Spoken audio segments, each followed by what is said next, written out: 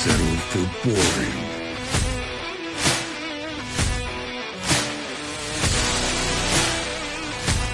Where you can feast with the nectar of the gods.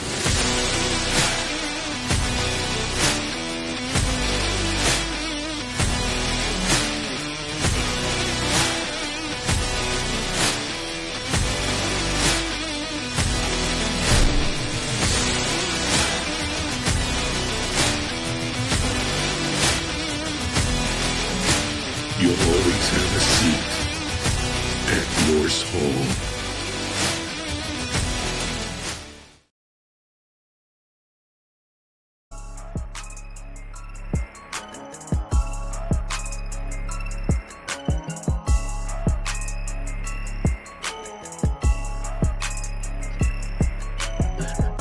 Welcome everybody to Top Dog Coverage, where you can find some of the greatest football knowledge, statistics, football talk, football trades, commentators, football friends, football family. But today, the football wheel of destiny, where we choose two more teams, one from the AFC, one from the NFC. And if you haven't already, follow us at Top Dog Coverage on YouTube, on Twitter, on TikTok, on Facebook, on Instagram. If by any chance you are listening on Spotify or iTunes, swipe up, leave us a comment. That helps the algorithm. Hit with those 5 stars. Hit with the 6 stars just for C-Dub. C-Dub, how you feeling, baby? Feeling phenomenal today. Yeah? Yeah, football's back. We got college games on tonight. I mean, it's full swing, baby. We here. Yeah. I didn't even know that we were like when I was doing our watch list, I didn't even recognize that the team that I was looking up was actually playing tonight. I forgot. Yeah. So as soon as you type it in, you start looking for stuff. I was like, oh, they're playing like right now. Okay. It's here. Yes, it certainly is. And you know what? Without further ado, let's just jump into some news, baby. Let's do it. Do we start with the bombshell or no? Start with the bombshell. Ain't no other way. All right. So the Cowboys have officially traded edge rusher Micah Parsons to the Green Bay Packers. So there's been trade chatter. Parsons himself said, I want out. It's been a completely messy, drama-filled saga, right, since the beginning of August. Well, the saga's finally over, and the Cowboys have sent Micah Parsons to the Packers in exchange for Kenny Clark and 2 first-round picks. So on top of that, the Packers had decided to pay Parsons a record deal. So he gets a 4-year, $188 million deal, according to per NFL Network reports, which contains $136 million in total guarantees. So he will receive $120 million fully locked in at signing, including $62 million paid out in 2025. So it is now an average of $47 million per year, which makes him easily the highest compensation amongst all non-quarterbacks. I got something to say about that in a little bit, but let's carry on with another contract. Maybe not a trade, but another contract. With the Ravens extending safety Kyle Hamilton. Okay, so the Ravens have eyed a Kyle Hamilton extension for a lengthy stretch. As the season nears, Baltimore has one of its 2022 standout first rounders locked in a long-term deal. So Hamilton has agreed to a deal that makes him the NFL's highest paid safety, the team announced. So while fellow 2022 first rounder Tyler Linderbaum remains on his rookie deal, Hamilton has reset the safety market. So this extension will move the bar far north at safety, with the Ravens giving Hamilton a 4-year, $100.4 million deal. Of that amount, $82 million is guaranteed, including $48 million in fully guaranteed money, according to Ian Rappaport, While this is a significant increase over the top of the safety market, set earlier this year by Kirby Joseph over $21 million. It's also somewhat reflective of increase in cornerback pay this offseason. So Kyle Hamilton getting the bag. So you mean you draft good players, develop them, and pay good players? It's usually what you want to do. Insane. That is blasphemy. That is blasphemy. Wow. Wow. According to Jerry Jones, that's blasphemy. Who would have thought that, huh?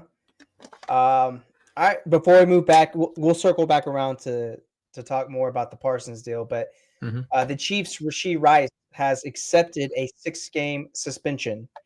So, Mhm.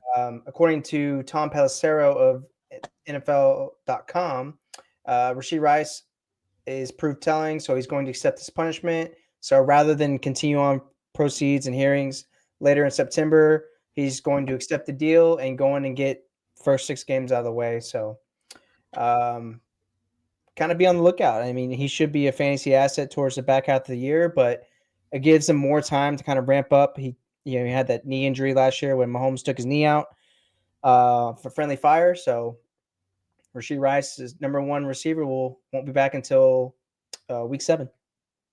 Yeah. Let's go over to the Minnesota Vikings. The Panthers made a trade for wide receiver Adam Thielen to go back to the Minnesota Vikings. So Adam Thielen is returning home. The Panthers have agreed on terms to send the Minnesota native back to the Vikings, and the deal is done. Carolina will receive a 2026 fifth-round pick and a 2027 fourth-round pick. Minnesota adds Thielen, a conditional 2026 seventh-round pick, and a 2027 fifth rounder, according to Adam Schefter, who adds talks between the NFC teams have been serious for a few days. The conditional seventh rounder, the Vikings the conditional seventh rounder the Vikings received becomes a sixth if Thielen is not active for 10 games or not on the 53-man roster for 14. So this also goes with, he's rejoining the Vikings team that is really hurting at wide receiver to the point the team eyed, trade help because Jordan Addison incurred a 3-game suspension for a 2024 DUI arrest, while Rondale Moore suffered a season-ending knee injury for a second straight year, and Jalen Naylor is also recovering from a hand injury. And Justin Jefferson missed a few weeks because of a hamstring injury early in camp. So they need some help over there. Yeah, I mean, when we had the Vikings, when the wheel chose them, that was one of our big points was there's not a lot of receiver depth behind Justin Jefferson, right? Mm-hmm. So, I mean, it's a good move to bring old man Thielen back home to Minnesota where he started his career back as an undrafted free agent way back when. So it's good to see. I think he can do well there and give JJ McCarthy another weapon. Mm-hmm. If I may, for 2 seconds. Yeah. If It's you could August, but you may. I may. Can you give me a 2-minute Rich Eisen rant for a second? The floor is yours. I need to get this out. I really need to get this out. The way that Jerry Jones handled this situation is absolutely absurd. Absolute cinema. Oh. Yeah, no. So you pay Dak. I get it. You need to pay your quarterback. You pay CeeDee Lamb. He's a star. Why wouldn't you pay him? But why do you consider paying Jake Ferguson to a 4-year deal worth $52 million and $30 million guaranteed before you sign the stud on your defense? And Micah Parsons has made this very clear how he feels. He put it up there. He said the entire story of what had happened. Now, I'm not saying that his story is true, but he put a lot of detailed things in there that would make you think that it's true. Well, there's 2 sides to every story and then the truth. So. There is. But after a while, he's started to say that he feels disrespected, and I don't blame him at this point. And if you just heard Jerry Jones's press conference, it was one of the worst press conferences I have ever heard. You can tell he did not know what to say. He was fumbling and fumbling, not even on his words, just jibber jabber just coming out of his mouth, Just up there comparing it lying. Huh? comparing it to the Herschel Walker trade. What are you talking about? You lost, dude. You lost. He's one of the best players on your team. And didn't he keep calling him Michael? Yeah. His name's definitely Micah. For all the Cowboys fans, I feel bad. And I'm a Jets fan saying that. I feel bad for you. They've had a generational run this past year, bro. Losing Luca and Micah in the same year. That's tough.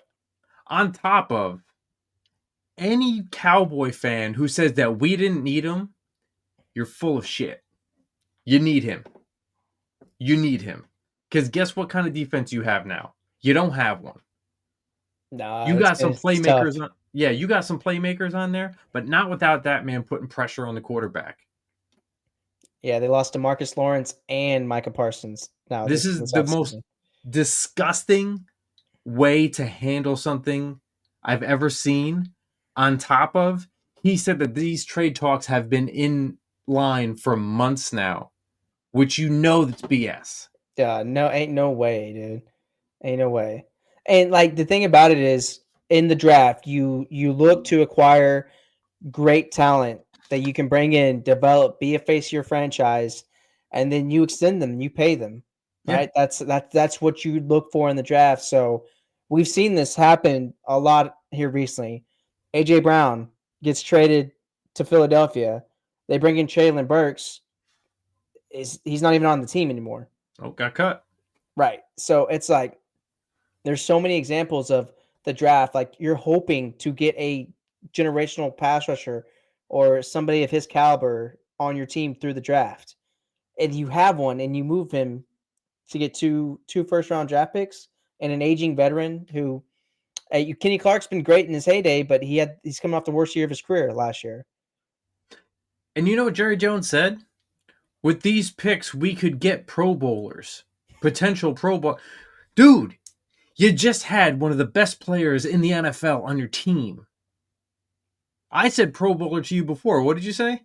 He was an all pro. All Pro. That's a little bit better than just a Pro Bowl. Jerry, just take the L. Dallas fans, I'm sorry, you're taking this L. And if you don't think it's an L, you need to go rethink your decisions in knowing football. Yeah, when was the last time the Packers drafted any higher than like 22nd? Good call. You know, it's going to be back half first round picks. Yeah. They do well every single year. I mean, they've got a squad over there. And this kind of solidifies my Packers defense take from however many episodes ago. Like that defense is going to be pretty nasty this year. I was going to be humming now. Now it's dude, you just put synthetic inside that motor. She's going to be good. Yeah, but at least we'll probably get a bunch more Netflix episodes for the Cowboys, Jerry Jones, whatever thing on there. So, be good entertainment there. Yeah.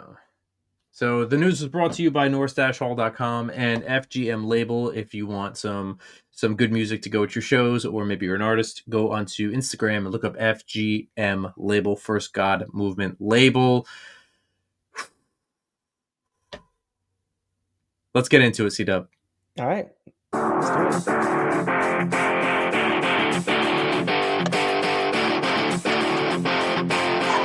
Let's go to the Wheel of Destiny, baby.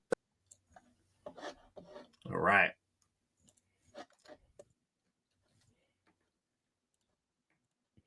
Yeah, while you're pulling the wheel up, Mm-hmm. so obviously I live in the Dallas area, live in North Dallas. Yeah. Shortly after Parsons got traded, we got some crazy thunderstorms. It was crazy raining, so just I don't know if that matters to anybody out there, but it's kind of crazy. Weird coincidence. Be careful. Be careful. Let's start with the NFC today. Sure. Who you got? Just so it doesn't happen, I'm picking your Saints.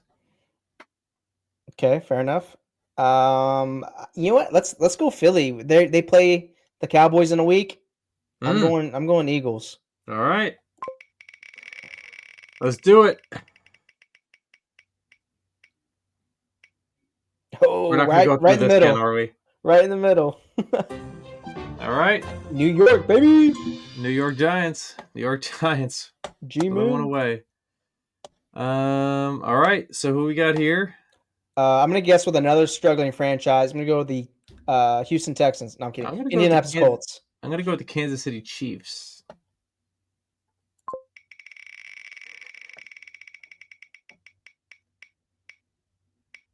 Oh, Uh,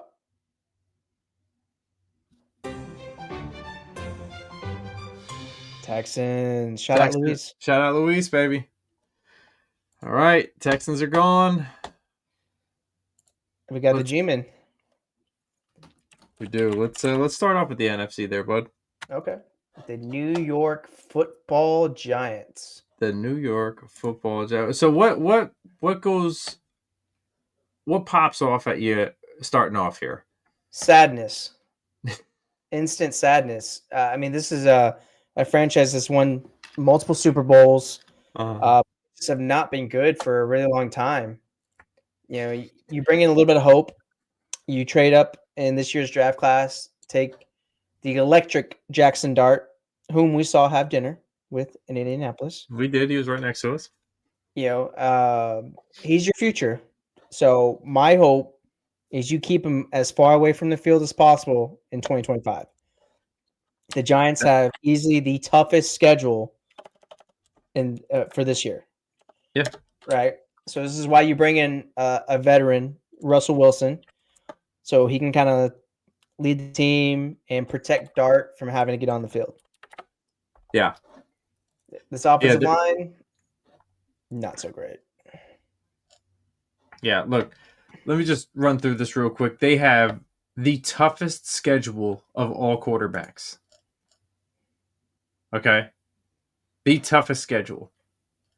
They rank around the 20th in toughest schedule for running backs. They rank dead last, 32nd in wide receiver schedule. They rank 25th in toughest schedule for tight ends. And they rank 31st in toughest schedule for their defense. Yeah, it's not great numbers there, Cotton. Not at all. Pepper needs new shorts. No, it's not looking good. I will say this though, Neighbors obviously is that guy there. Darius Slayton is number one. Is always going to be that guy, and Wan'Dale Robinson, great in the slot. Jalen Hyatt just continues to disappoint. I'm sorry, but Bo Collins has actually looked pretty good in this preseason. So, way to make drafted free agent, huh? Yeah, way to make the team, Bo. Shouts out to Bo. Shout outs to Bo. So I think their wide receiver room is exactly where it is. I'll be honest though, like if we're really being on, I'm not a fan of this offensive line. Yeah, I mean, you got Andrew Thomas is a solid tackle, has really developed and grown into his own. Yeah. Outside of that, John Runyon came over from Green Bay. He's been up and down, been okay. John Michael Schmitz Jr., what a name! But he's been decent, right? Decent, yeah. He's been okay. He's I mean, he's mid tier, maybe a little bit less than that, but yeah, he's holding his own. Yeah, and this right side, I mean, you got Greg Van Roten that came over from Las Vegas, and Jermaine Illuminor also came over from Las Vegas. Yeah, I mean, Van Roten, though, 35 years old, how much more does he have left? He kind of keeps on, he actually had a good year in 2023, not for nothing, holding his ground, one of the seventh guards out of, 80 of them, so not too bad, but then he took a pretty big dip down. So he kind of hiked his play up for like 1 year, and then it kind of went back down. So you really don't know which Van Roten you're going to get. That's the issue. Well, I want to highlight too is you took Evan Neal, the tackle out of Alabama in the 2022 NFL draft, and he has not been able to find a home. Like he was awful at right tackle. You kick him Mhm. inside the guard. Now he's your second string right guard. Yeah, It's tough. It's tough yeah, look for. He can't even get on the field. I mean, he was a really promising player, and I think nobody expected him to struggle as he has. no, no. So unless their defense can carry them a couple ways, they're going to have some fluky games, some winning here, winning there, and it's going to be surprise games, I think. But overall, I don't see too many great things going on here. But I will say, you know, just to look at this tight end room, I think Theo Johnson has a really good chance to break out this year. Yeah, I mean, he's getting the first crack at the starting job there. Hmm. So Chris Manhurst, he's been more of like a blocking tight end.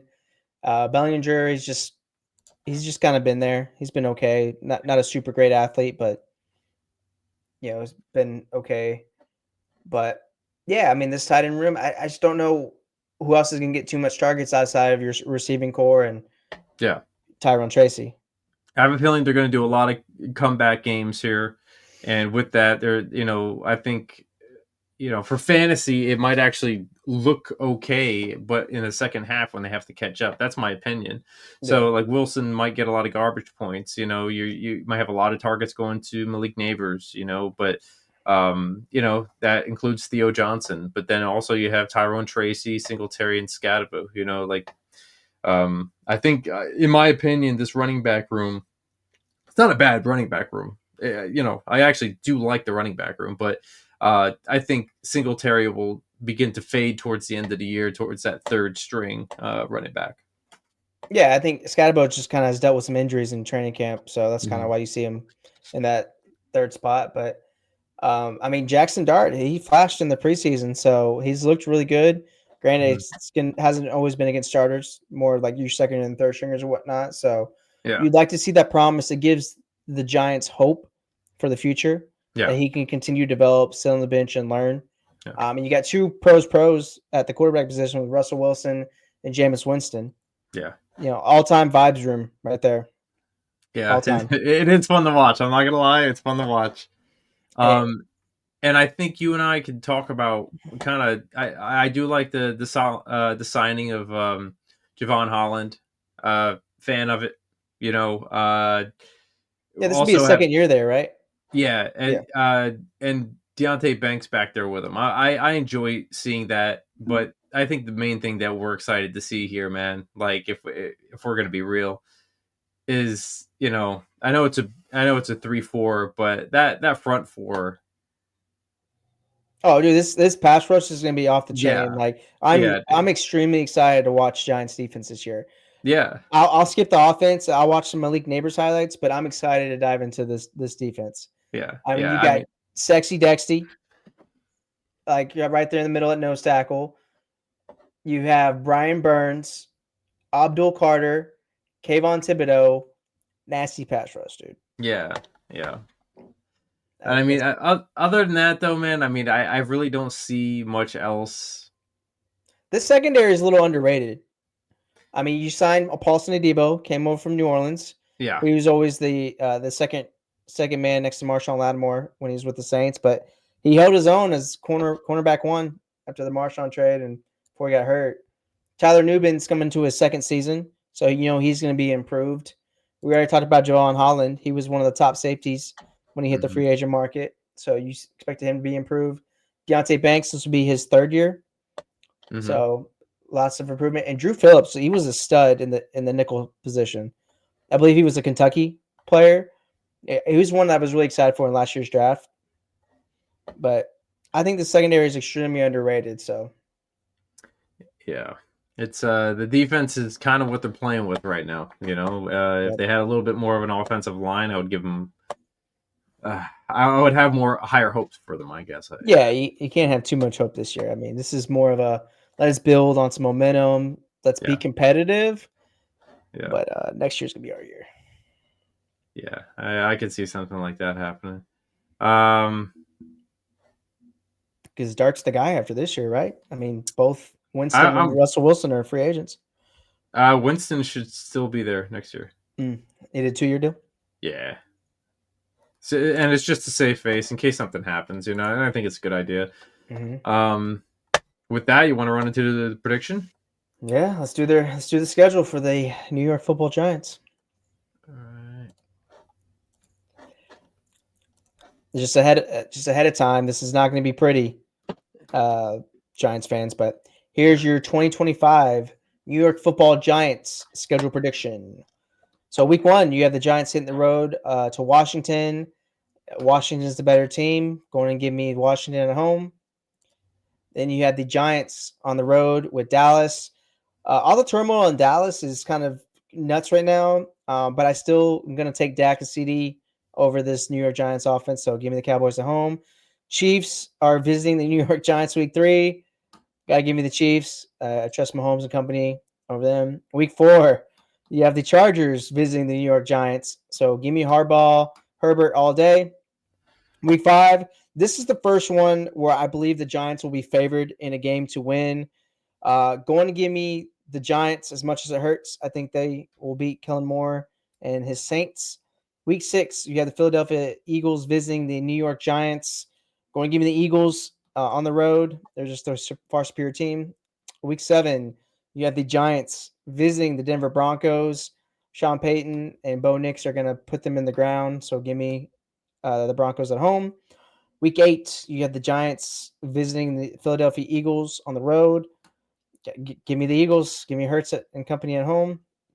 Week 9, you have San Francisco 49ers visiting the New York Giants.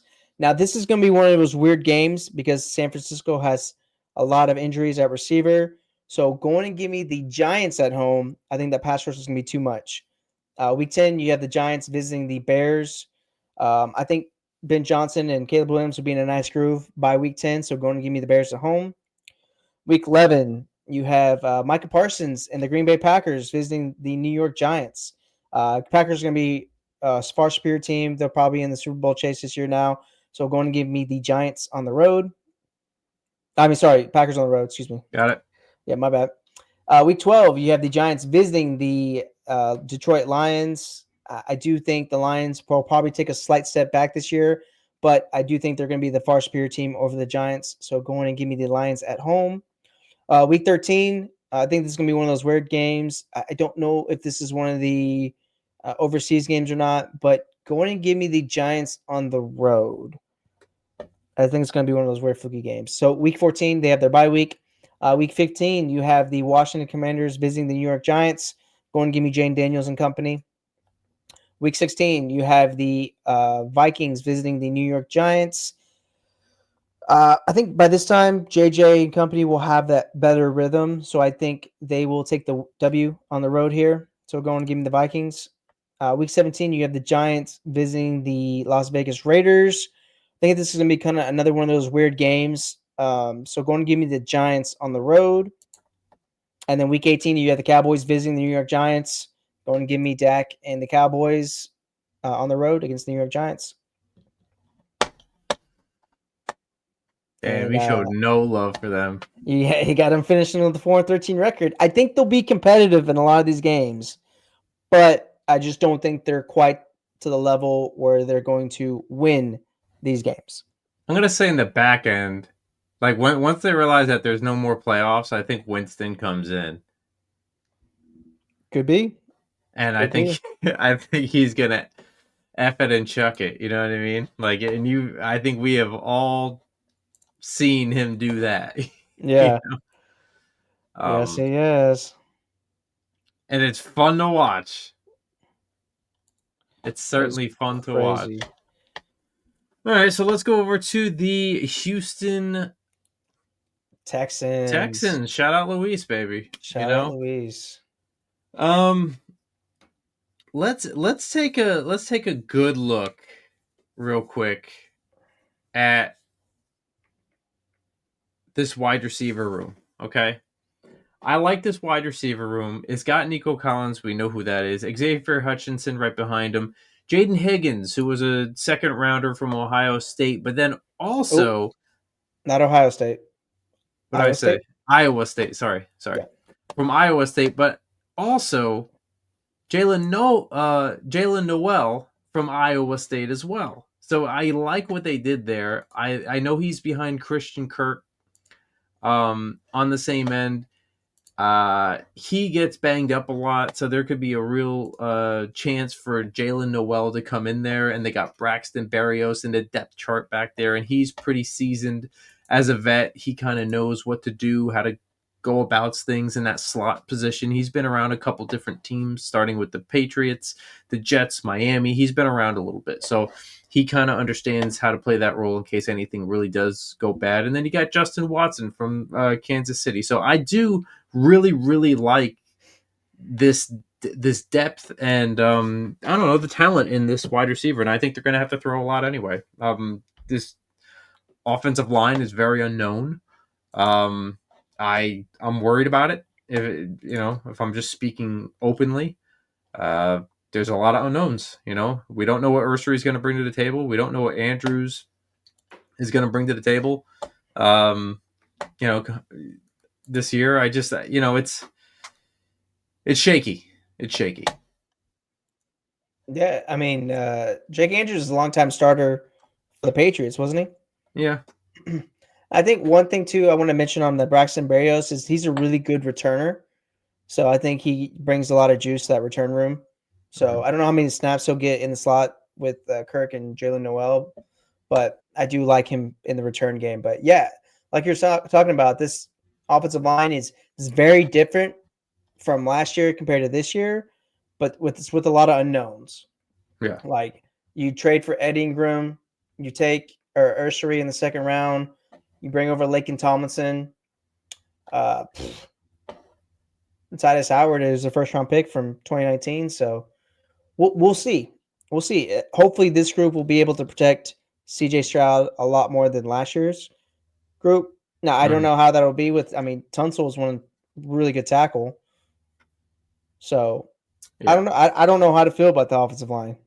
I mean, they traded two away and then they dropped another two. It's very, very hard to gauge. Like they could be another team that comes back and is playing from behind, or trying to pass its way back into the game. Which, by the way, not saying that won't work. They have the weapons to do so. They have a quarterback to do this as well if you plan it correctly and get rid of the ball fast. So yeah, absolutely. And I don't want to discount. Like I know everyone's talking about Nick Chubb as a starter for the Houston Texans, but don't discount Dameon Pierce. I mean, this dude was a 1,000-yard rusher in his rookie year. He was a stud at Florida, and he can play. He's got talent. So I think he's one of those underrated, sneaky guys that could take over this backfield if something were to happen to Chubb, or if I don't know what their normal starter, Joe Mixon, if he doesn't come back, if he doesn't play at all this year. So I would keep an eye on Dameon Pierce. I could see it maybe week 2, week 3, where he gets some snaps and he takes over a game. Yeah. So and not for nothing, D'Amico Ryan is going to have his hands all over this Matt Burke defense here too. So it's like, they do have some pretty good guys up front on that front four. So it's not like they're hurting on defense. They have a scheme. They know what works. I'm not sure what's going on with CJ Gardner-Johnson from Philly. I don't know if he got a really sustained injury or he hurt his knee, but I don't think he doesn't have to have surgery or anything, so he'll be back for this season. But I mean, I feel like this defense is extremely underrated. Yeah, I feel like it's not. No one's talking about it as one of those top tier echelon defenses, like with the Denver Broncos, the Minnesota Vikings, those type of guys, right? Yeah. But you've got a lot of talent, and you have a defensive minded head coach, right? And you brought also, I think we haven't touched on it yet, but you fire your OC from last season, you bring in Nick Caley, so there's going to be a different type of offense. Yeah. Hopefully, one that'll kind of help put Stroud in more of his rookie year setting than what happened last year. And I think he also came out and openly said that he does have more authority at the line, so he's able to make checks and change plays this year. So you like to see that. Yeah. Let's try to use his talent. They didn't do too much they did make a trade for Gardner Johnson, CJ Gardner Johnson, but then they only drafted Jalen Smith this year, in the third round from USC. So he's going to be a little bit more of a depth guy, going to learn the reins. Everything else was pretty much offense. You're talking about a running back in Woody Marks and the quarterback in Graham Mertz. And then you got your, Ariante Ursary, the made up guy that I had in the beginning. Yeah. And, picks 2 and 3 as well. Jaden Higgins and Jalen Noel. And I think, not for nothing, I think Jaden Higgins could get off to a very fast start here. I really do. If they catch themselves lacking because of this offensive line and they can't run the ball because of it, there's a really good chance that they can rely on these wide receivers. And I have faith. I really do have faith in these wide receivers. Yeah, I mean, like Nico Collins could be easily the number one receiver in this year. True story. In fantasy. Like, I think he is a stud. I think he could have challenged Jamar Chase last year if he didn't get that hamstring injury. I think he missed 7 games, something along those lines. But Yeah, I'm excited for this Texans team. They're in a great division where their competition is Cam Ward and the Titans, Daniel Jones and the Indianapolis Colts, and then you got T. Law and the Jags. So I mean, I don't know how it works, but NFC South and AFC South, pretty trash divisions here. So just the strength of schedule with Houston, their QBs in the top 15, which is pretty good. Their running back situation, not so good, probably around 27th. So they really have to, it's going to be very difficult. They're going to go against some difficult people. But top 5, easiest for wide receivers, and top 10 for tight ends. So, and yeah, you know what I mean? It's kind of, it's kind of opening up for that too, and you're right around 22nd ish for their defense. So, harder schedule for their defense, but they have a tough defense. So it kind of lines up to exactly what we're saying, is that offensive line is not going to look good. They already have a hard time, with looking at what's presented to us with the offensive line. And if you don't really have a running back schedule that's looking too good, but yet you have an easy schedule of throwing the ball, I think it's plain as day and written in chalk on a chalkboard. That's what might just happen, Yeah. Things happen, you know what I mean? For all we know, these guys that they got, these offensive linemen, step up and they lights out. You know what I mean? We've seen crazier things happen, right? Yeah, I mean, there's usually each year. I mean, offensive lines change. I mean, just like defenses change, right? So, yeah, I don't know. I think you hope to see them gel quickly in the season. So, I mean, we'll look at once we get to their schedule and whatnot. But I also think Houston has a pair of underrated edge rushers here in Will Anderson Jr. and Donnell Hunter. Like, those two are some pretty fierce edge rushers. Yeah, they are. So they bring the pressure, dude. They really do. Absolutely. I'm pretty excited about this defense. I think it's a very underrated unit. So we'll see how they go. We'll see how it goes for them this year.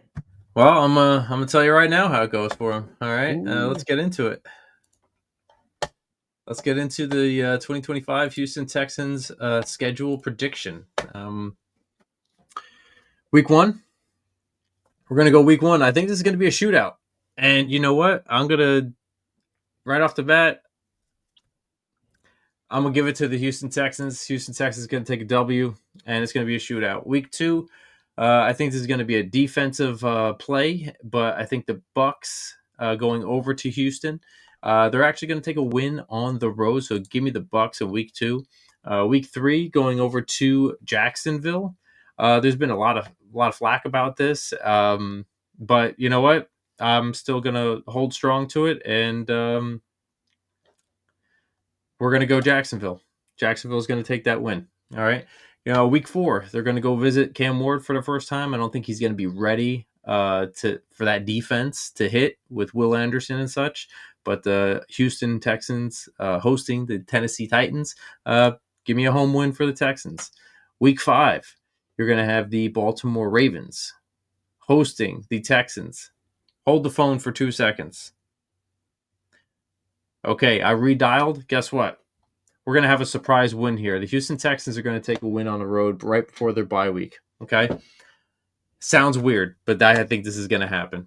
Week 6, they're going to have their bye week. Week 7, they're going to go right over to Seattle. They're going to lose a little bit of that momentum, and they're going to lose to the Seattle Seahawks in Seattle. Then they're going to go over to San Francisco. They're going to have little problems over at San Francisco. They're not going to have as many wide receivers. They're still struggling. Give me the Houston Texans there, all right? Then week 9, the Denver Broncos come over to the Texans, hosting the Denver Broncos. Sorry, Denver's just got a very much stronger team, and they're just going to take them out. Give me Denver. Week 10. This is where I'm starting to think. You're coming over to Houston. The Jaguars, they do have a little firepower over there. Give me the Houston Texans at home, though. Week 11, Tennessee Titans again. I think the Tennessee Titans will come close here at home, but they're still going to fail to the Texans. Okay, week 12, the Bills coming over to Texas. All right, and I think they're just gonna take advantage of that, soft offensive line, and give me the Bills. Week 13 against the Colts. I can see the Colts trying to hold their own a little bit, but I think it might be just a little bit too much. Give me the Texans over in Indianapolis. Week 14, the Kansas City Chiefs. Their defense is going to take advantage of that offensive line. I have a feeling they're more of a complete team. Give me Kansas City at home. Week 15, the Arizona Cardinals coming over to the Texans. You know what? I'm gonna have to say, give me Arizona. Week 16, the Raiders coming over to the Texans. This could be a fluky game, but you know what? Give me the Texans. Week 17, the Chargers hosting the Texans. There's a very good defense against a very good defense. You know what? This is where people need to play the game and win. But the Chargers do it at home. 8-8. Week 18, the Colts against the Texans. I don't think Daniel Jones is going to last a whole season, and I think the Texans are going to take 2 against the Colts. Give me the Colts. Sorry, give me the Texans. 9-8, Houston Texans. Wow, I didn't realize you hated the Texans so much. Well, it's that offensive line, man. It gets me a little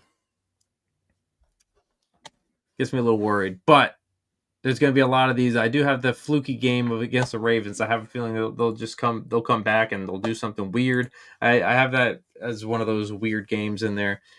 You know how it goes. Everybody always marks it in as a solid W, and then all of a sudden it doesn't become a W, and then you lose all your money to DraftKings. Okay. Well, the truth is we know nothing about what's going to happen this year. No, we have no idea. So, I mean, we don't know what type of injury is going to happen. We don't know the different type of schemes and stuff that's going to change. Like, for all we know, we're making fun of the Cowboys, and they could upset the Eagles week 1 next Thursday. So yeah, we have no idea. NFL. Anything can happen. Anything can happen, and that means within the next 7 days, anything can happen. 6 days and counting. But if you haven't yet, follow us at Top Dog Coverage on YouTube, Twitter, TikTok, Facebook, Instagram, and stay connected with us. Swipe up, leave those comments, hit those 5 stars. Make sure everything is there and aware, please. If you guys have any fantasy football questions, please continue to ask us on YouTube, Instagram, TikTok. We've been getting a lot in TikTok. Drop them in YouTube or at TopDawg, TOPDAWG coverage at gmail.com. We love you guys. Stay focused. Keep your eye on the ball. And we out. Peace. Peace.